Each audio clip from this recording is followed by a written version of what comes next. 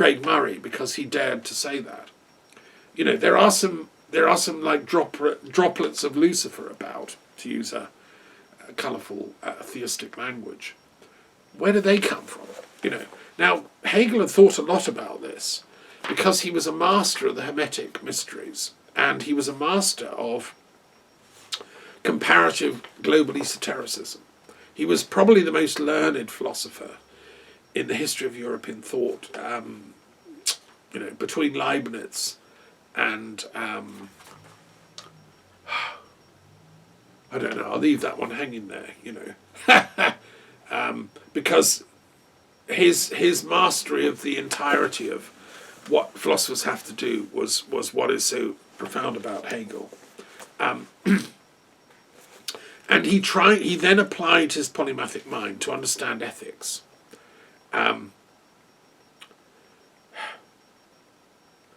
Here is his section from the philosophy of right, because he tried to look at what is ethics, and obviously ethics is when you do the right thing. But then what is the right thing? You know, how can you know what the right thing is? And that's so connected to law. You know, the law only intervenes when you do the wrong thing. But then who defines what is wrong? And it varies in different societies. Although there is a universal consistency. You know, stealing is wrong. Adultery is wrong. Lying is wrong. Theft is wrong. And they're set out in sort of Ten Commandment type forms in most cultures. Here's Hegel on wrong. In contract, the principle of rightness is present as something posited, while its inner universality is there as something common in the arbitrariness and particular will of the parties. This appearance of right, in which right and its essential embodiment, the particular will, correspond immediately, i.e. fortuitously, proceeds in wrong to become a show, an opposition between the principle of rightness and the particular will, as that in which the right becomes particularized.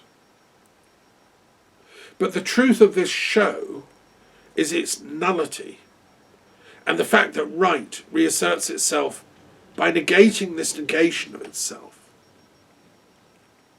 In this process, the right is mediated by returning into itself out of the negation of itself.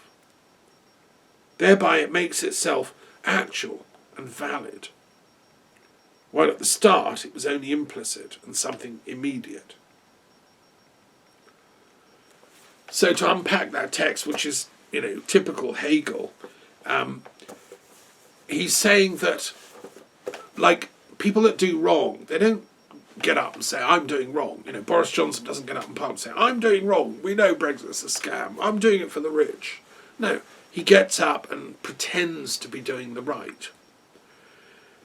But Hegel says it's just a show. What it's done is it's stolen the rhetoric of rightness and pretense, and it puts on a little show. And that's how you can tell something is wrong. You know, nobody gets up and says, I'm evil, I'm doing wrong. They put on a show of rightness. So how do you combat that? Well, you see through it, says Hegel. You realise that it's just the complete opposite of rightness. And then you turn it back inside out, back to its proper... It's like a jacket that's been turned inside out, and the guy's wearing it with the lining showing. No, you take it off him, and you turn it back round the right way. So you inverse what is wrong. So, for instance, in Brexit, it's something as you know, I'm pretty activated by. It's such a wrong to me, and I've analysed it in countless ways. I've written about this. I've lectured on this. So to make it right, we have to re-invert all the false allegations that were made. Brexit's great. Brexit's going to lead to more wealth. Brexit's brilliant. Brexit's going to be superb. You know. And go through every single little line of their rhetoric and then turn it back on its head, because they're all lies. But it pretended to speak truth and rightness. And that's how we know it's wrong, because it was a show. and no wonder they then appoint a master showman who should work in a circus. I mean, Boris Johnson should get a job after he's finally sacked as Prime Minister, performing himself in a circus and go round with the animals, and he'll be the performing beast and make some jokes, So that's what Hegel is saying. And, it's a brilliant insight, isn't it? It also inspired Marx and Marxism, obviously, and because what Marx tried to do was take that insight, and he said, well, the whole of society is based on falsity and show. The whole of power structures and money structures and wealth structures are based on this false power relation between the very rich who run the thing and the poor who don't. And in order to write it, he was inspired by Hegel enormously, and he knew this book in hugely. You have to undo the wrongness of it by turning it inside out and putting it back in the proper way. And that was his vision of communism. That would repair the damage caused by the fall of society into class structure. Wasn't there in the beginning?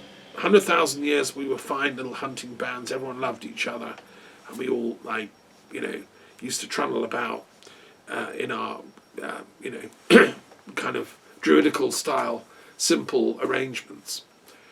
With urbanisation and technology and the invention of writing and all the complex bureaucracy that came with it, the rich began to get richer. And then they accumulated the military power, and they were able to rule it over the poor. And that's been going on ever since, said Marx. And now we need to undo that, and we can have the benefits of industry, the benefits of science, benefits of technology, but within a shared out way, which is a communist society. And unfortunately, Marx didn't ever complete his work on ethics. And I'm going to read here from a couple of questions, going back to my book on religious mathematics. Because at the end of each chapter, I have a series of questions on the key thoughts of the topic. So I'm going to read a few questions out, and you'll see why I hope that they're interesting. And if you want to answer them, you can write them to me, and that's fine. I'll mark your homework. Okay, 1. In Aristotle's mathematical attempt to identify the virtuous path in any given situation, he used a number line, identified the extreme choices, and argued that the mean was the virtuous path. Consider 20 examples from your own life. Does this method work invariably? Can you think of ethical choices where the mean may not in fact be the path of virtue? Or is it always infallibly so? Number 2, how important is kindness seen in various systems of virtues? Can unkindness ever be acceptable? 3, what is gratitude? And why is it seen as an important virtue in most religious and ethical systems? Are there any where it is not? 4, make a list of all the virtues you can think of, e.g. politeness, fidelity, wisdom, temperance, courage, justice, etc. And invent a board game in which one acquires them all. 5, imagine you've been invited to give a lecture in hell and are addressing all the demons resident there on ethics. What would you say?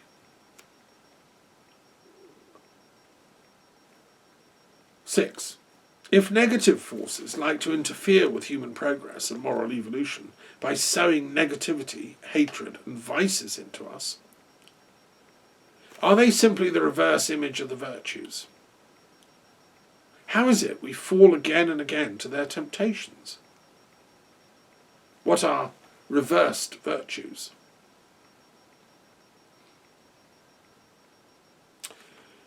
In the Quran, there are many virtues mentioned, And the names of God in Sufism show the estimable qualities that God possesses. List all the virtues discoverable from the Quran and find their equivalents in other ethical systems. Are any unique?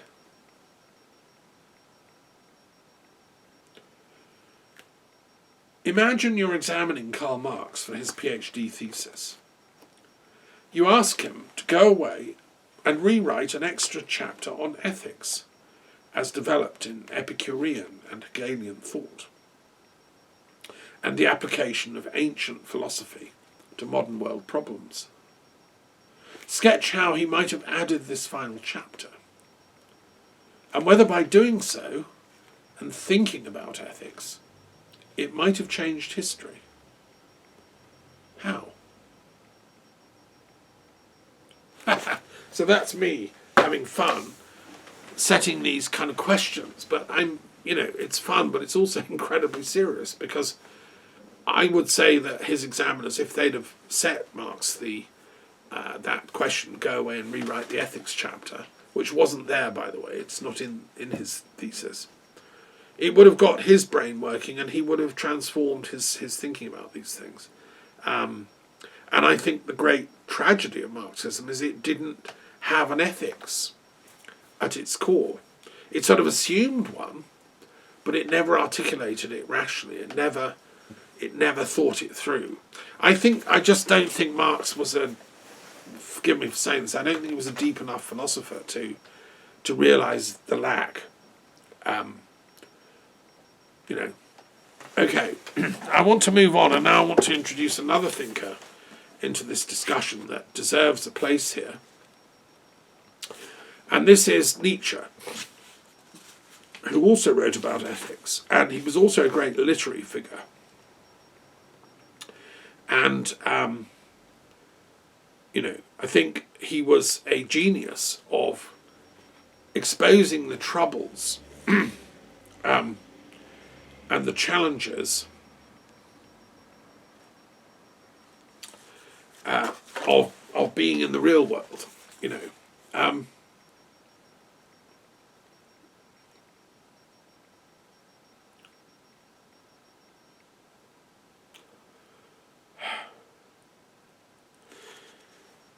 And there's so much that, one could quote from Nietzsche about this, that it's hard to select. But let me find an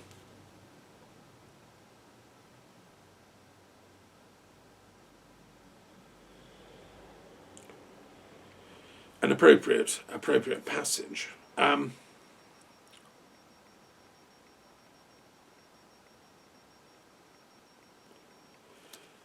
Okay, so his famous work on ethics is called Beyond... this is the thing I'm looking for. His famous work is called Beyond Good and Evil. But my favourite thing of Nietzsche's entire oeuvre is a little piece, which is not often studied or known about, in Beyond Good and Evil, which is part 6, and it's called We Scholars.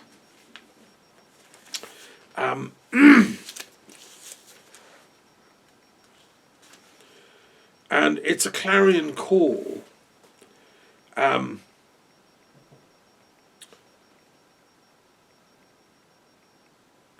for philosophers to get serious about their work.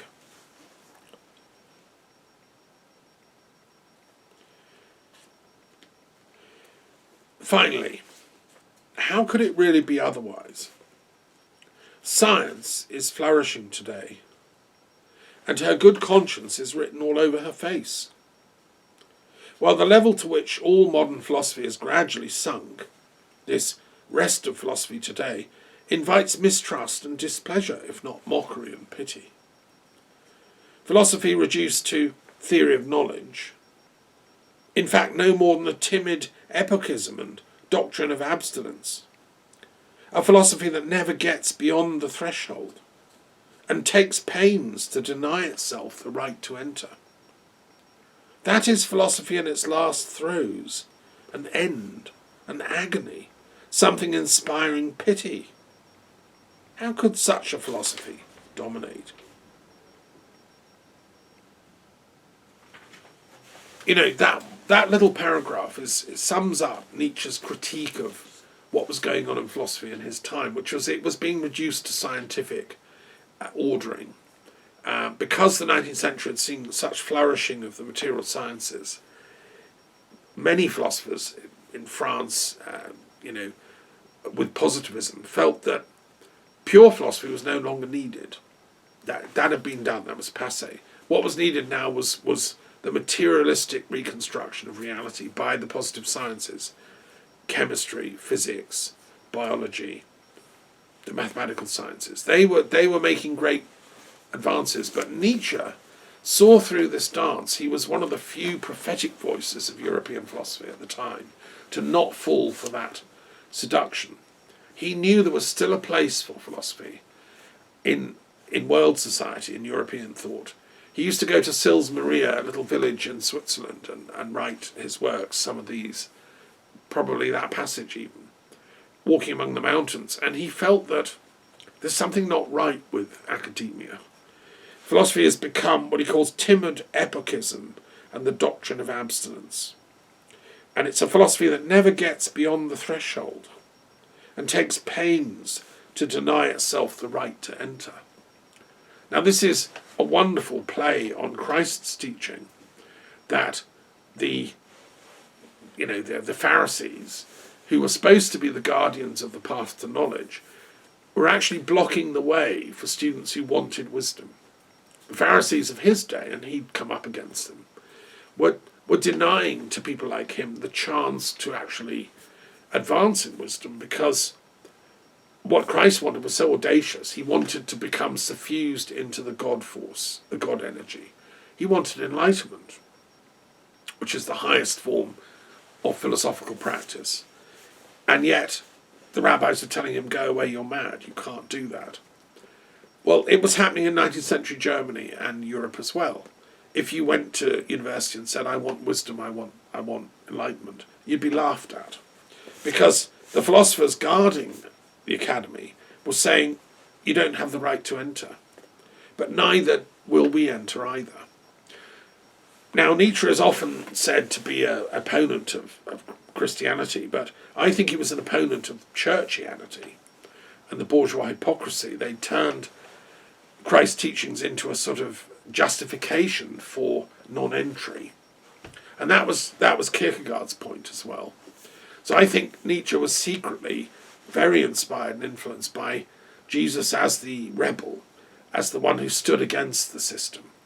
And in Thus Spake Zarathustra, it's not Zarathustra, it's Jesus hiding away there, who's come back to teach authentic ethics. And that's the point of we scholars, which is, the last bit of Beyond Good and Evil. And it's a masterpiece, read it and see.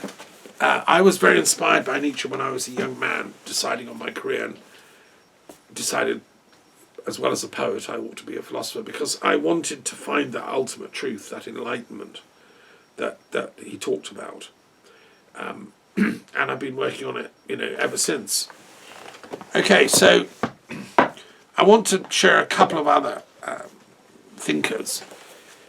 In 20th century England, particularly in London and Cambridge, there was a whole school associated with G.E. Moore's work. G. Moore was professor of philosophy at Cambridge, and he wrote this very interesting and influential book called the Principia Ethica. So he tried to, from the ground up, build an ethical system. And it was very influential in the Fabian Society and with the Bloomsbury set, Virginia Woolf and John Maynard Keynes and others. I obviously taught in Bloomsbury. It's where my PhD is from. I love Bloomsbury and Russell Square and all round there. And so, I respect what G. Moore was doing. I don't agree with all of it. But at least it was an attempt to articulate an ethical system for the modern world. Here's him on hedonism, chapter 3. In this chapter, we have to deal with what is perhaps the most famous and the most widely held of all ethical principles. The principle that nothing is good but pleasure. My chief reason for treating of this principle in this place is, as I said, that hedonism appears in the main to be a form of naturalistic ethics. In other words, that pleasure has been so generally held to be the sole good is almost entirely due to the fact that it has seemed to be somehow involved in the definition of good, to be pointed out by the very meaning of the word. If this is so, then the prevalence of hedonism has been mainly due to what I have called the naturalistic fallacy. The failure to distinguish clearly that unique and indefinable quality which we mean by good. And that it is so, we have very strong evidence in the fact that of all hedonistic writers, Professor Sidgwick alone has clearly recognised that by good we do mean something unanalysable, and has alone been led thereby to emphasise the fact that if hedonism be true, its claims to be so must be rested solely on its self-evidence. That we must maintain pleasure is the sole good to be a mere intuition.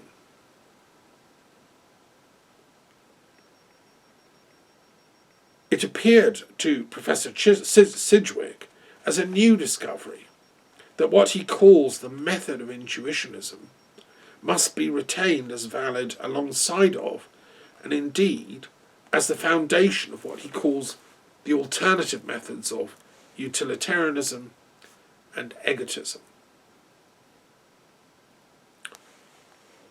That's the opening paragraph. I mean, it's very Cambridge, isn't it? Cambridge philosophers love to sort of go into tie up the words, tie up the meaning, and try and see how all these ideas fit together. And it's just a sort of endless monologue in literary style. And this is the problem with ethics. If you go into it in deep, as Moore did, and all authors I'm talking about, you find it's all interconnected with all the other branches of philosophy. And there isn't really a simple way out. Let's look at another thinker who tried round about the same time as Moore. And this chap was someone who taught at the LSE. He was Professor of Sociology at the University of London, which I'm a graduate of. And he wrote this amazing book called Morals in Evolution, a study in comparative ethics. L.T. Hobhouse, who was a kind of a genius polymath thinker who was a sociologist, a psychologist, an anthropologist, a philosopher. And he wanted to study how the ideas of ethics had evolved in different social forms. It's a kind of sociology of ethics. I'm going to read just a part of the preface and the table of contents so you get a glimpse of what he was doing. The purpose of the present work, which was published in the 1920s, by the way, when he was a professor at the LSE, where I did part of my degree, purpose of the present work is to approach the theory of ethical evolution through a comparative study of rules of conduct and ideals of life. In this branch of evolutionary science, theory and fact sometimes tend to fall apart. Hypotheses may be formed by the method of brilliant conjecture without any firm basis in the actual history of the moral consciousness. While that history is revealed in the mass of recorded customs and doctrines concerning conduct, sometimes tends to be lost in a mass of anthropological detail, where it is impossible to see the wood for the trees. The attempt made in these volumes is to ascertain the main features of development, and by piecing them together, to present a sketch in which the essentials of the whole process will be depicted in outline. Blimey, what an epic journey he's about to set out on, and the work justifies it. Part 1 deals with the following topics: the scope and method of comparative ethics, forms of social organisation, law and justice, marriage and the position of women, women in the civilised world, the relations between communities, class relations, property and poverty. Wow, that's all part 1. Part 2, the early phases of thought, ethical conceptions in early thought, the world and the spirit, monotheism, ethical idealism, philosophic ethics, modern ethics, the line of ethical development. I mean, it's an epic work, and he was a polymathic omnivore of thought. Let me just read one little passage.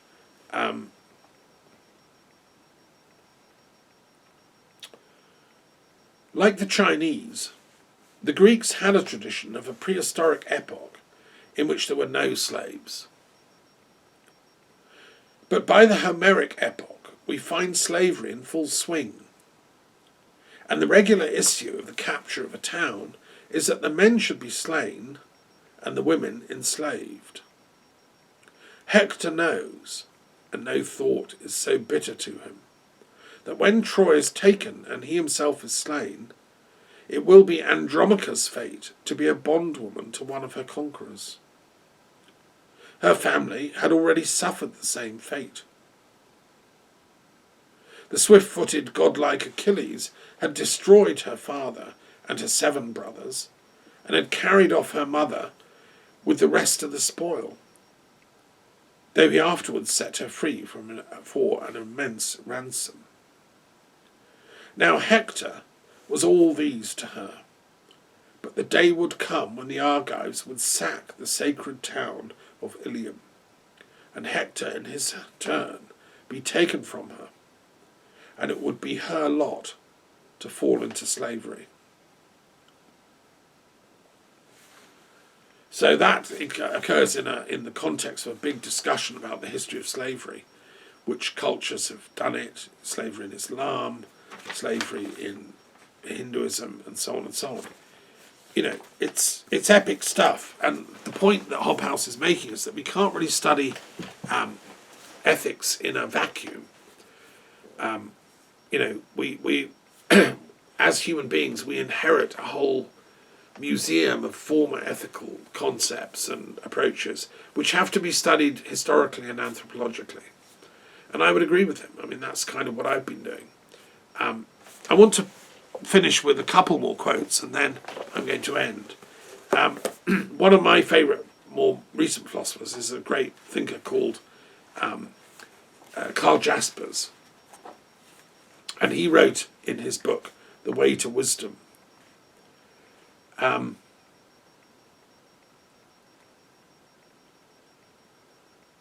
which discusses, among other things, ethics and its situation in reality.